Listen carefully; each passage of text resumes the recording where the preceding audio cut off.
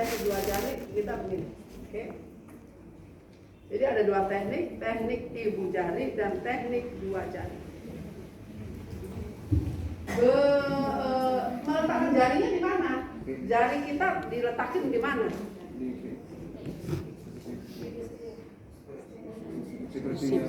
Ya, sepertiga sternum bagian bawah. Sepertiga sternum bagian bawah, carinya bagaimana? Kita susuri iga bawah, ini iga paling bawah, kita susuri sampai ketemu sifoid. Ada sifoid, ya kurang lebih 2-3 cm dari sifoid, kita letakkan jari kita. Atau kita tarik garis kedua putih, garis hayal di kedua putih baik, nah itu di bawahnya. Jadi kita letakkan jari kita di sini. Berapa dalamnya kita menekan si jantung ke, yang kita tekan adalah ke vertebra ya, ke tulang punggungnya baik. Berapa dalam kita menekan? Itu sepertiga jarak antero posterior, sepertiga jarak depan ke belakang, antero posterior dalamnya. Jadi menekannya harus agak dalam. Jadi, nah, nggak boleh cuma begini-begini doang. Tapi dia harus tekan sampai ketemu tulang punggungnya baik, vertebranya baik. Untuk lokasi jelas, untuk teknik sudah jelas ya. Tekniknya dua, ibu jari dan dua jari. Lokasinya sepertiga sternum bagian bawah, susuri iga sampai ketemu sifoid. Kita letakkan jari kita 2 jari atau 2-3 cm dari sifoid. Atau menyusuri kedua putih, maksudnya garis hayal kedua putih di bawah. Kedalamannya sepertiga jarak antara posterior. Jelas? Nah, mengerjakannya bagaimana? Tadi ya kita harus genap 60 detik, harus genap 60 detik. VTP-nya berapa kali? Dalam 60 detik. 40 sampai 60. Jawabannya 40 sampai 60. Betul kosong deh. Dalam 1 menit VTP dan kompresi denyut jantung, bukan denyut jantung. Berapa kali VTP, berapa kali kompresi? Dalam 1 menit. 60 detik. Perbandingannya sebenarnya ya, perbandingannya di sini 3:1. 3:1. Ya, 1 siklus, 3 kompresi dan 1 ventilasi ini dalam waktu 2 detik. Kalau dalam 1 menit, kompresinya 90, ventilasinya 30. Harus jadi genap 120 kegiatan per menit. Kenapa? Tadi kan dijawab 1 menit 40 sampai 60. Kok di sini 30 ya? Ya toh, kan yang tadi VTP dalam 1 menit kan 40 sampai 60 kali. Yang VTP dan kompresi itu nggak bisa hanya 40 sampai 60. Katanya 40 sampai 60 kali per menit. Kalau pada VTP dan kompresi dia hanya 30. Ya kok? Kenapa? Kenapa? Kok beda? Kok lebih sedikit?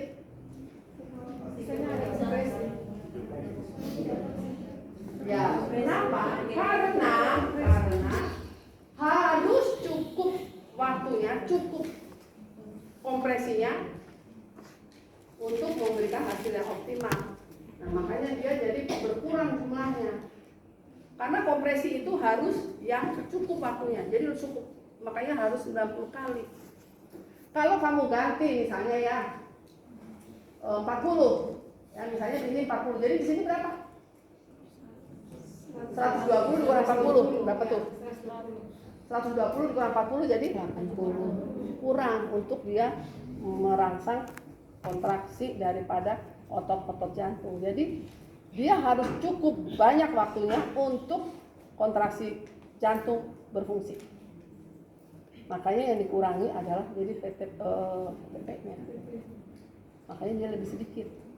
Jantungnya harus cukup untuk merangsang. Kita pada patung kita menekan, sebenarnya kan meningkatkan kontraktilitas daripada fungsi otot-otot jantung. Jadi jelas ya, beda ya. Jadi bukan 40 sampai 60, tapi kita 30 PTP, 30 kompresi. Nah, untuk memastikan frekuensi kompresi dada dan medial tepat, penekan menghitung dengan jelas. 1, 2, 3 pompa, 1, 2, 3, 2, 1, 2, 3, 3, ngomong, nggak ada telepati. Karena kita timnya 3 orang, yang satu kompresi, yang satu PTP, yang satu siap-siap perlu obat, siap standby. Jadi ngomong 1, 2, 3, 1, 2, 3, 2, 2, 3, jadi ngomong capek, supaya nggak capek, memang kita keputusannya adalah yang melakukan penekan, yang melakukan kompresi. Tapi bisa gantian, misalnya penekannya bilang 1, 2, 3, yang melakukan VTP 1, 1, 2, 3, 2, 2, 3, 3. Harus ngomong karena sudah dengar. Kita nggak bisa di dalam hati. Ini udah VTP berapa kali, udah nggak tahu. Kompresi berapa kali, jadi tahu. Nah, kan gini. Ini belajar teknik lagi ya. Coba. Saya mau yang VTP.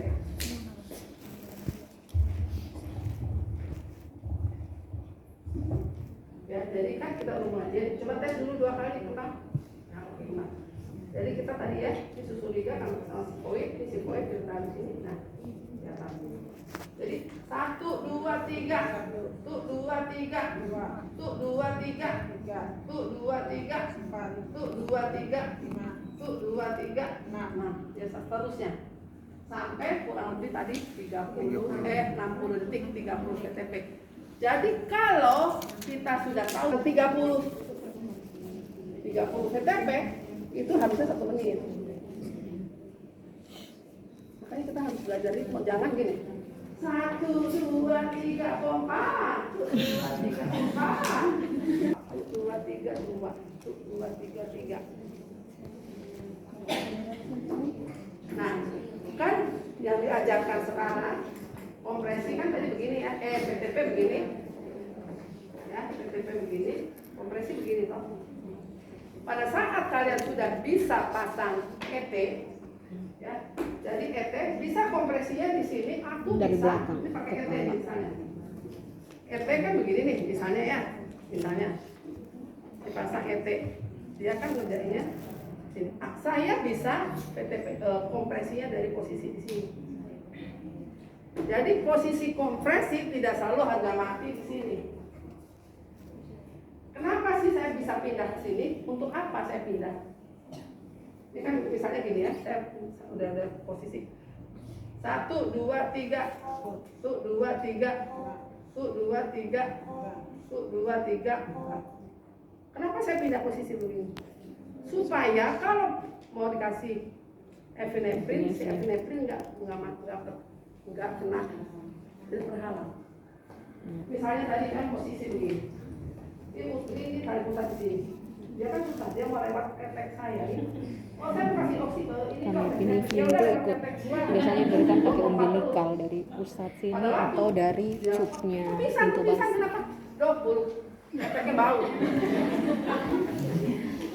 Misalnya tadi ya, kita kan posisi begini, takut dia pingsan toh karena saya semalaman jaga belum sempat mandi, takut dia pingsan bau kesehatan saya bisa pindah posisi dari kompresi yang model 2 menjadi saya pindah di sini 1, 2, 3. Nah kan si tali pusat bisa dikasih epinefrin, jadi bisa berubah posisinya, maksud saya nggak harga mati. Ya jelas kok. Jadi bukan harga mati. Dulu kan pengertian saya kompresi harus sini loh. Gak boleh dari sana, bisa kalau dia pakai ini bisa sebelah sini, saya bisa kompresi. Saya posisi sana, yang kasih obat dari posisi sini. Ada pertanyaan sampai sini? Ya, ini tadi yang apa ini? Denyut jantung kurang dari 60 kali per menit. Pertimbangkan pemberian obat-obatan dan cairan intravena. Atau pikirkan apakah itu pneumotoraks yang sampai tadi saya bilang terlalu hot, PTP-nya, kompresinya terjadi pneumotoraks. Kira-kira kenapa kok denyut jantung nggak naik? Apakah pneumotoraks dan menggunakan obat-obatan. Ya.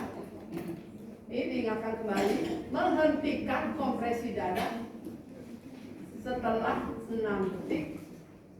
Ya, kita 60 detik kita hitung. Kalau lebih besar, ya lebih dari 60 kali per menit, VTP-nya diteruskan. Kompresi ingat stop. Kalau denyut jantung lebih dari 60, kompresi stop.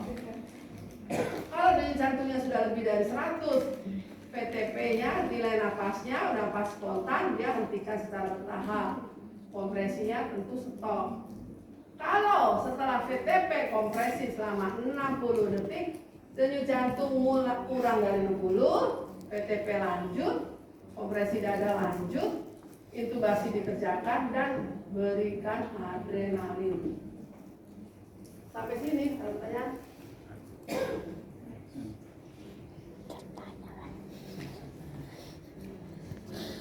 Dikerjakan tambah adrenalin atau epinephrine. Sampai sini ada pertanyaan? Makanya perlu 3 orang, yang satu VTP, satu kompresi, satu kasih obat. Makanya tim dulu harus 3 orang. Ada pertanyaan, Jeffrey? Pas. Ya, tanya silakan. Ya, itu pertanyaan bagus banget. Kita bisa memilih apakah kita mau pakai kompresi atau kompresi 2 jari atau pakai ibu jari. Kalau orangnya pendek kayak Feby, pendek tangannya pendek, ya misalnya nggak bisa memeluk ini. Kalau saya badan gede, minta maaf ya, saya bukannya tapi jualnya gua apa namanya itu? Apa istilahnya? Bulir, bayinya besar, dia nggak bisa memeluk begini. Kalau saya kan tangan saya besar, dia kan harus di sini.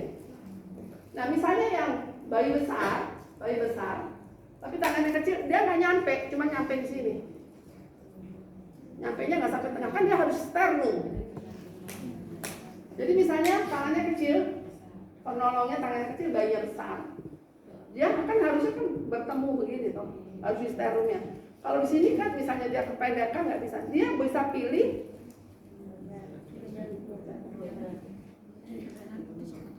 Jelas kok.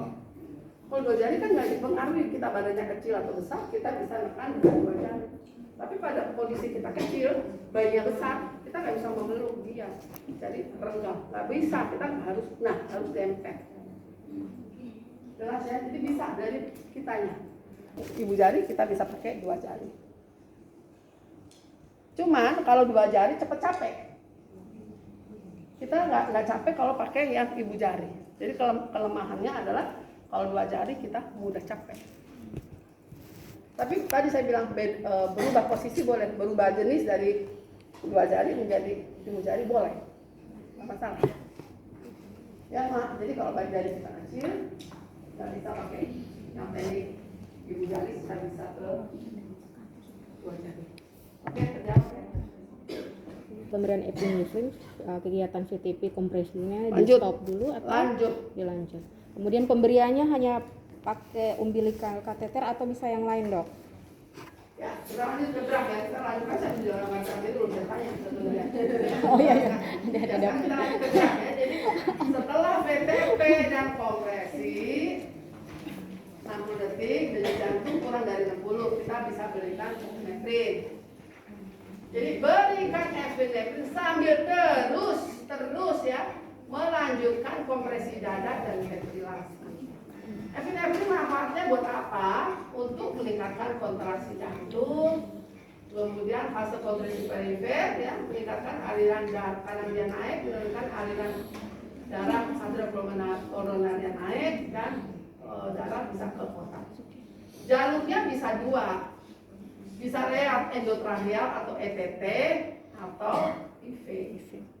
Pada saat kita misalnya sudah pasang ETT, belum sempat pasang infus, bisa kita berikan lewat ETT. Lewat ETT dosisnya berapa? Dosisnya lebih tinggi. Kalau lewat ETT 0,5 sampai 1 cc, bukan miligram ya. cc per kilo larutan 1/10.000. Kalau IV, ya IV lebih mudah sebenarnya pakai vena umbilicalis Dosisnya itu 0,1 sampai 0,3 ml per kilogram berat badan larutan per 10.000. Kecepatannya secepat-cepatnya. Jelas ya? Jadi pada waktu memberikan epinefrin, VTP dan kompresi tetap, makanya orangnya harus 3. 1 VTP, 1 kompresi, 1 kasih epinefrin. Pertanyaan saya, epinefrin di puskesmas seperberapa? Yang ada nggak di puskesmas epinefrin? Biasanya konsentrasi seperberapa? Mengencerkannya bagaimana? 1 cc dalam 9 cc. 1 cc epinefrin dicampur dengan 9 cc Aquades atau NaCl. Ya, setuju semua? Kita dari epinefrin 1/1000 akan diencerkan menjadi 10.000. Ngencerinya bagaimana?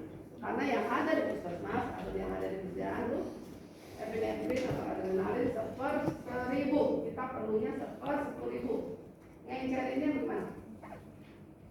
Yuk, silakan. Tambah 10 atau tambah 9?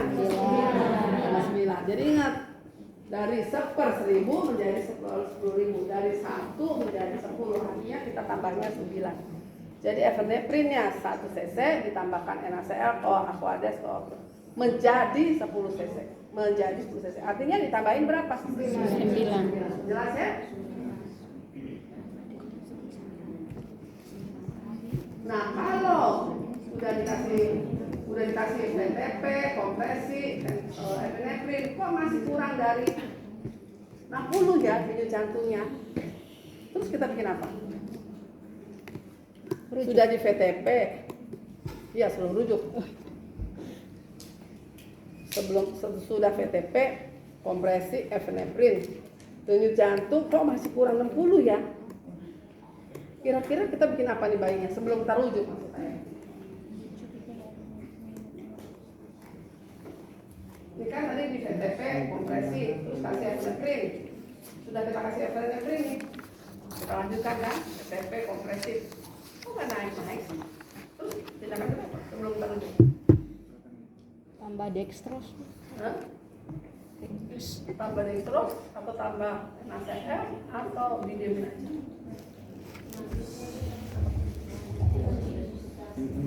Ya, jadi ya setelah saat yang VTP sudah dikerjakan kompresi plus epinefrin kok di jantung masih kurang dari 60 nih. Kira-kira kita pikir apa ya? Kita ngapain?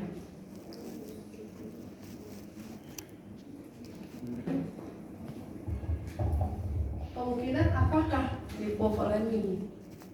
Kita bolus cairan. Kita bolus cairannya berapa? Berapa yang kita bolus? Cairan 10 cc per kilo. 10 cc per kilo dalam waktu 10 sampai 15 menit. Jadi VTP, kompresi, epinefrin masih juga kita kasih, coba kita bolus dengan NaCl. Apakah dia hipovolemik? Apakah ada tanda-tanda pre-shock? Kita periksa CRT-nya. Capillary refill time.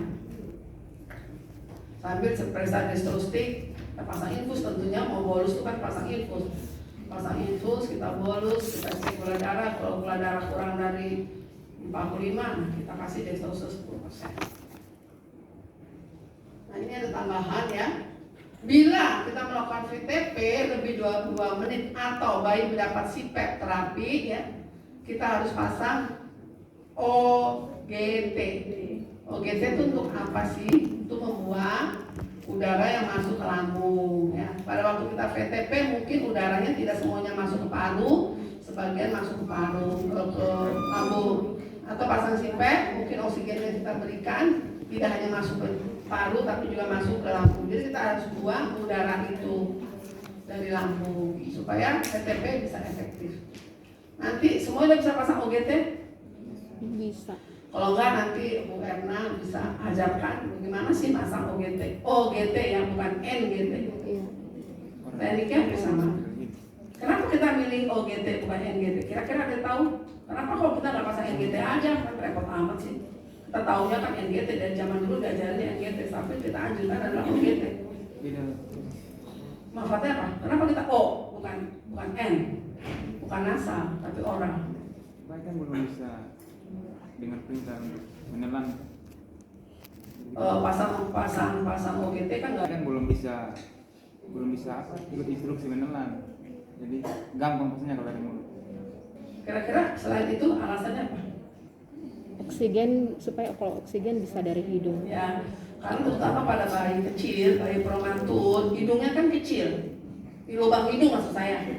Kamu kasih lagi OGT, nutup dong lubang hidung itu, tambah dia napas oksigenasi kurang, makanya masukin di mulut supaya tidak mengganggu pada waktu dia pasang CPAP, pasang oksigen. Udah ada oksigen 2, ditambah lagi NGT, ditambah dia mau napas dari mana misalnya, ya. Jadi makanya orang pakai ini supaya hidung itu saluran nafasnya terbuka bagus semua. Oke. Nah, udah sampai sini ada pertanyaan untuk resusitasi. Besok diuji. Jadi sekarang belajar, besok diuji bener nggak jawabnya. Makanya ntar malam belajar baik-baik. Ya silakan, aku nggak lihat, aku duduk soal capek berdiri. Saya kan 160, 140 sebenarnya patokannya, tapi boleh sampai 160. Jadi ya jangan sampai 200, soal itu udah pagi kali, ada masalah yang lain. Nah, jadi lebih dari 100, jadi lebih 100 nggak ada batas. Karena bayi jarang tuh sampai 200 setelah PTP. Jadi lebih dari 100 bisa 101, 102, 103, 104, 120, 130 bisa. Batasnya nggak ada batasnya.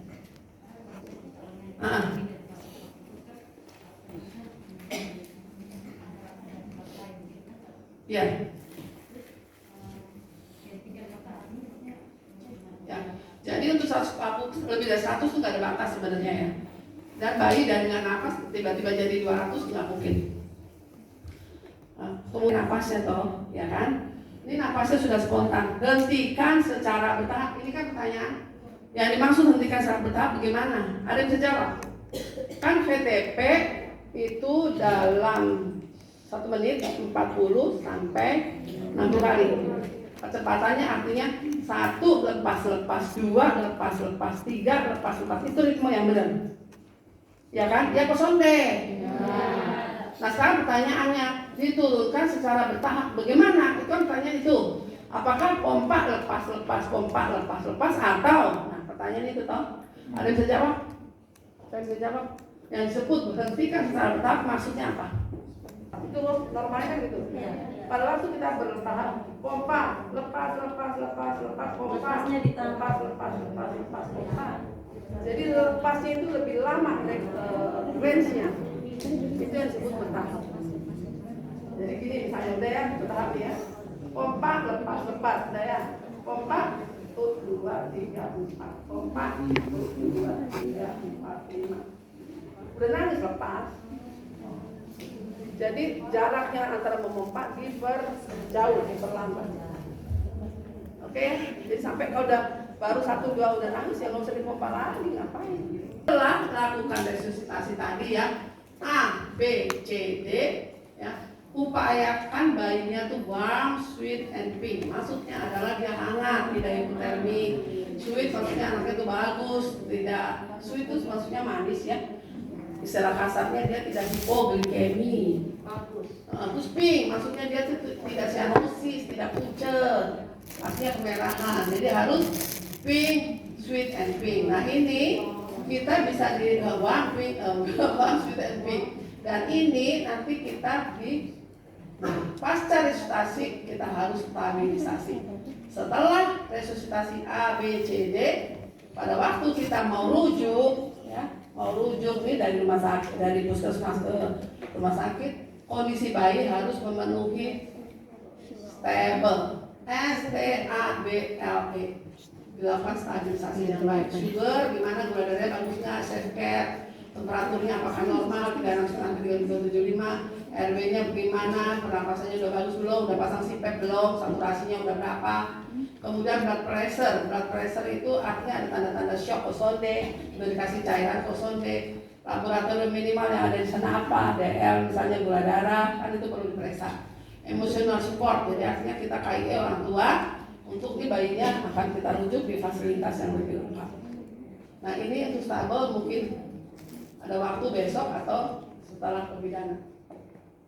Karena itu agak panjang lagi. Untuk stable, ya stable termasuk nanti kita lanjut ke accept. Accept itu artinya pakem yang harus diikuti pada waktu bayi mau ditransport ke tempat yang lebih tinggi.